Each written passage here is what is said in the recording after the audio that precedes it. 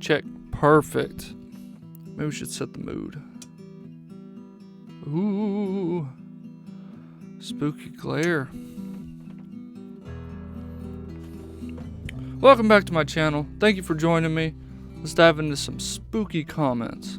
Let's start off on the topic of little people. You know what I mean, quit. Gnarly Arlie. I'm a born and bred Alaskan, and we have stories of the little people here as well. But ours are very aggressive and dangerous. They like to kidnap people, especially naughty children, and love to tie you down and use their tiny spears to puncture your skin everywhere until you bleed to death. Children are told not to go out at night, or the little people will get them. One of my former employees told me her uncle was taken by the little people one night when he was walking home and never seen again. How do you know though? Like, was he walking with someone? Did the little people leave a ransom note? User IO1BO 5GR2M. Seriously, I mean it. He means it. I'll move that up. Technical difficulties here. Alright, user IO1BO 5GR2M. Seriously, I mean it. I had an experience in California, near Ukiah. I think I'm saying that right. Late spring of 1977. The moon was gorgeously full, and the moonlight was very strong and strange.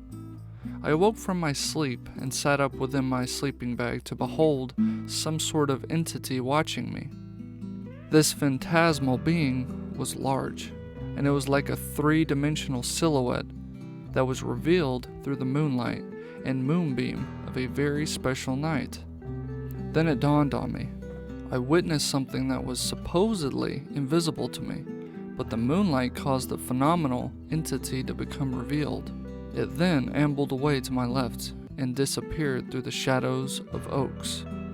I looked into the promo native stories, and I believe that I had an encounter with a Ualupa, or however you would spell that name. No joke, that's weird. A lot of weird camping stories out there. Moniat Green. Something like that. I saw a leprechaun in the kitchen of an apartment I had 20 years ago. Was asleep next to my kid's father and thought my dog was messing about in the kitchen as there was a racket. I finally sat up in bed yelling for him to cut it out just to see what looked like a leprechaun at my stove. Pot and pan in hand, clanging them together. When I sat up, he turned around and hunched his shoulders like, oh crap, I got caught.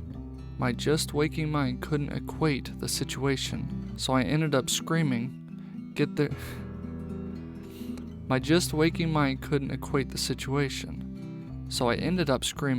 up, there's a midget in the kitchen.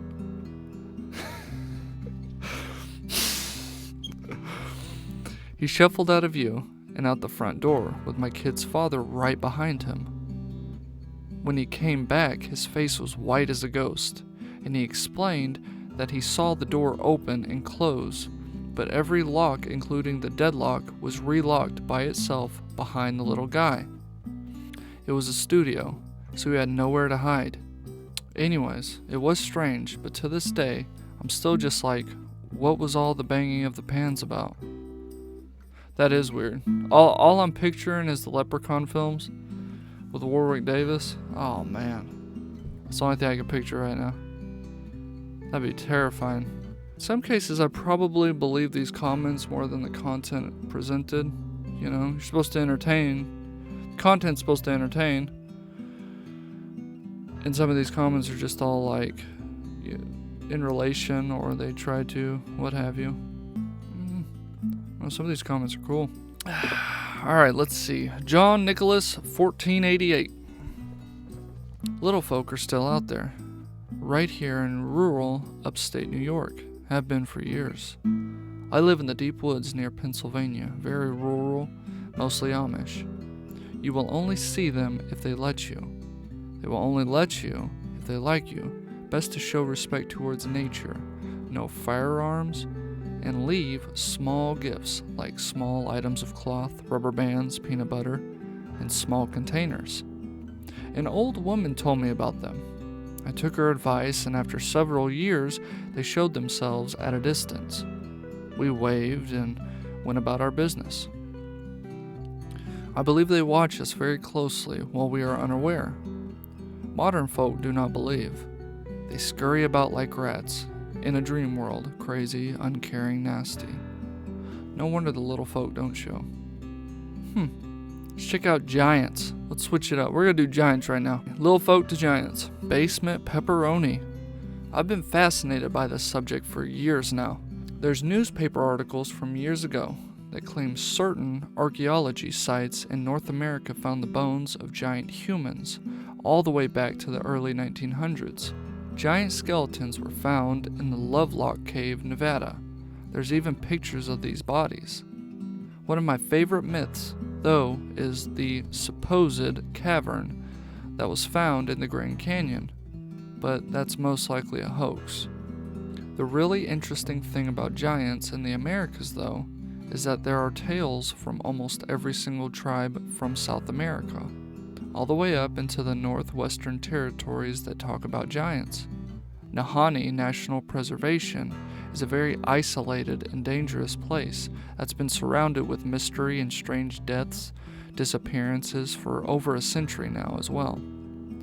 The amount of unexplored cave systems and isolated areas in that part of the world are very interesting to me.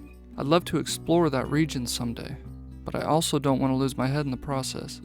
Oh yeah, the Nahanni Valley, there's a lot of interesting stuff that comes out of the Nahanni Valley. Yeah, it's weird stuff. People losing their heads over it. Thomas Brown, 8468. I'm from Northwest Alabama. My great-great-great-grandfather was Daniel White, one of the first settlers here. He bought a tavern and rented rooms from Chief Doublehead. They say he was almost 7 feet, and old writings and records claim he had a double row of teeth and 6 fingers and toes. I read this years ago before people started talking about giants. I'm sure he was a descendant. He was also a cannibal. Early 1800s or maybe mid.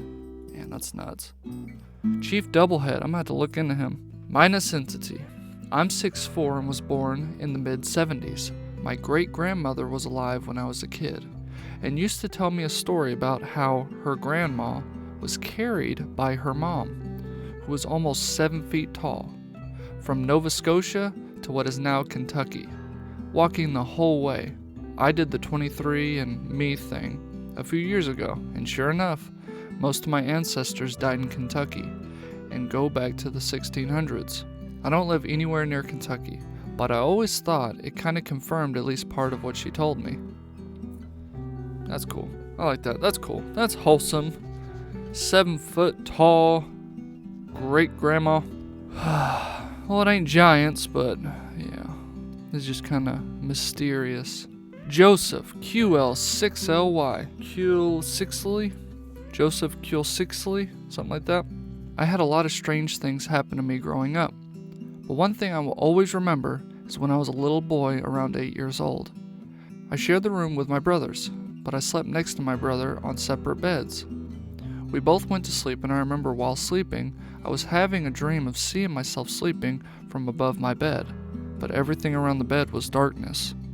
The darkest darkness. Then, from under the bed, a monsterly arm reached up, and with its sharp fingernail, it cut me in a straight line on my foot near my ankle. I woke up with a weird feeling, as if I wasn't even asleep, and to my surprise, my brother shot up at the same time as me from the nightmare. I lifted my blanket and saw a real cut where the thing in my dream cut me. But my brother did as well. We were scared and weirded out because we had the same dream at the same time. That's spooky. Oh man.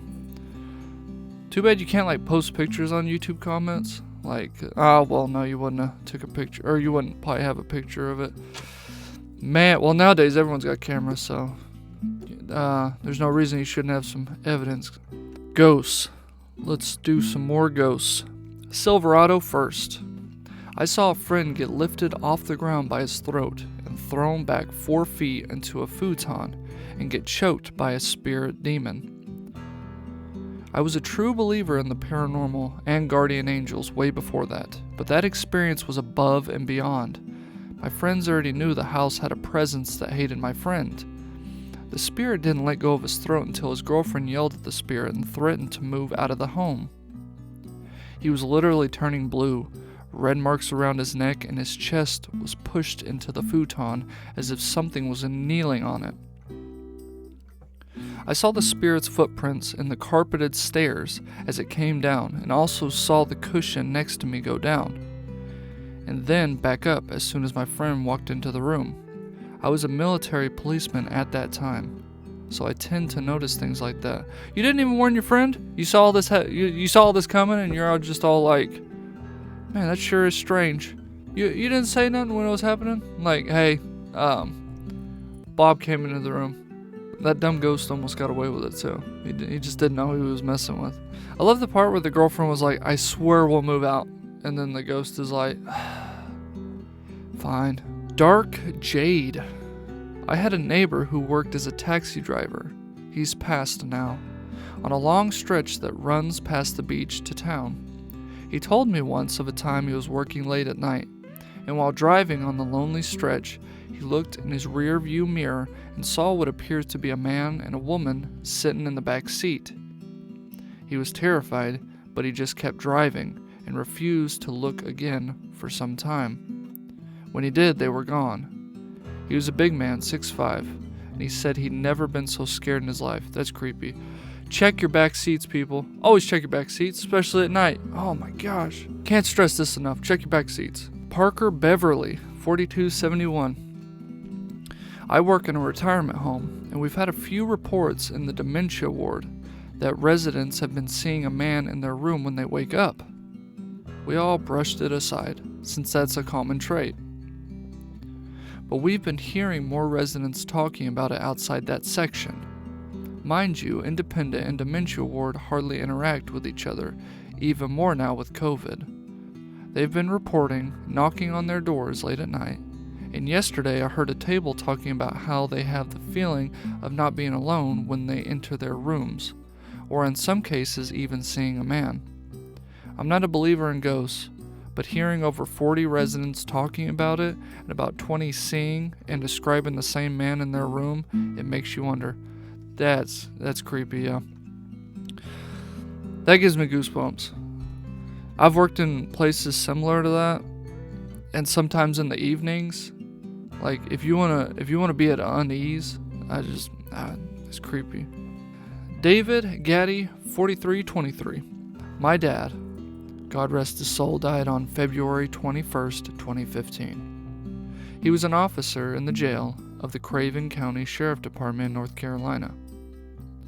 He and another officer were in a cell when another officer that was at a desk looking on the monitor asked who was the other guy in the cell with them. They said over the radio that they were the only two in the cell doing their rounds. He really didn't say much after that because it got to him. Another time he was at the desk. He said he saw a man that was translucent walk right through a wall. That's creepy. Creepy. LJ 5585 encountered spirits on a daily basis while living in and working at my brother's B&B. That was an 1860 mansion. Well, yeah, no joke. Man, holy moly. They love to move things around, lock doors, turn lights on and off, and produce their shadow for me.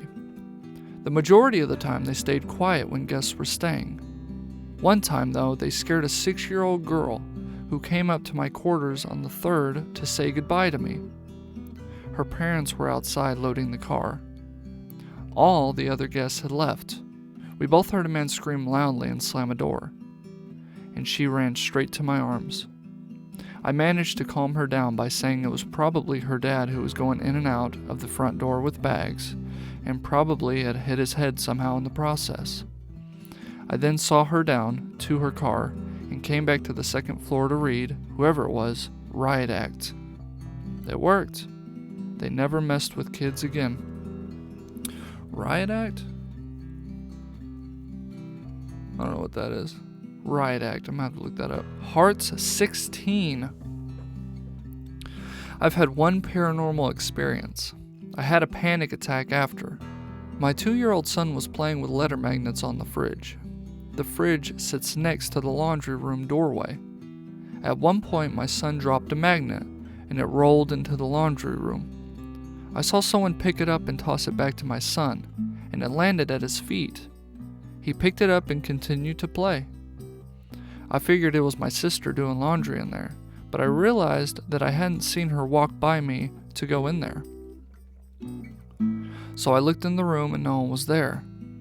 I was only able to see less than half of what it was, the shoulder, arm, etc., with no face since I was around the corner. So I didn't have a full view. It was insane. My dad got his gun ready thinking someone broke in, but that would be impossible for someone to break in and disappear 2 seconds after I saw it.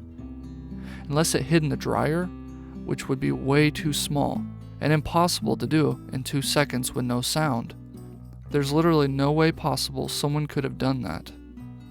It's possible I hallucinated, but that's never happened before, and my son reacted and picked it up after it landed at his feet.